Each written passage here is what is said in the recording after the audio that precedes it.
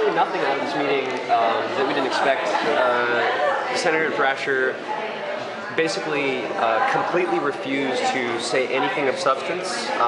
We had 9 specific points that we were asking him to address, demands that we were asking him to agree to refuse. He actually refused to answer every single one of them, including the opportunity given to him to acknowledge that he lied to students and faculty on September 15th, which we have him on record claiming that he has never accepted contributions from Koch. He has multiple, and when confronted with that fact, as with confronted with any of the other facts that were brought up today, he said that he would look into it. And so he refused to have any kind of meaningful dialogue whatsoever. Where do you guys go from there?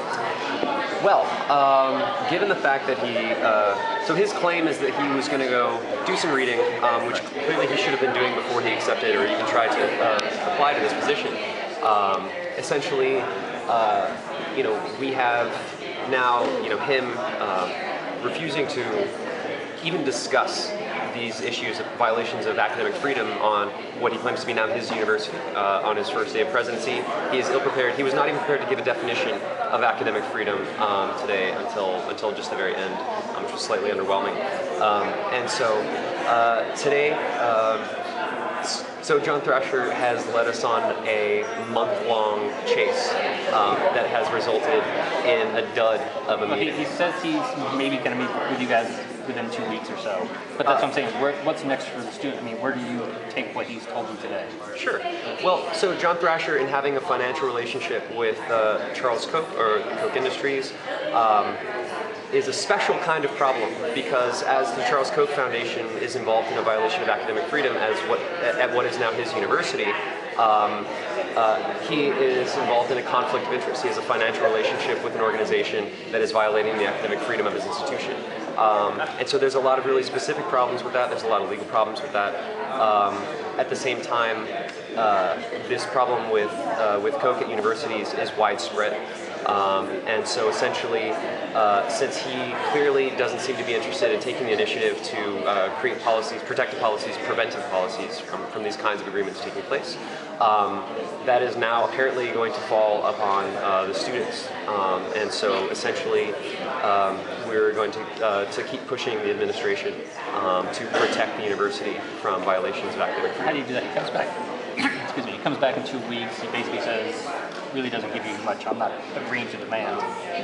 Where does that leave you guys? So that leaves students to organize and to pressure the administration. It's a story older than time.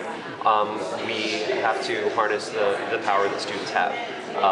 And thanks to people like John Thrasher and politicians, it's a decreasing amount of power that students have.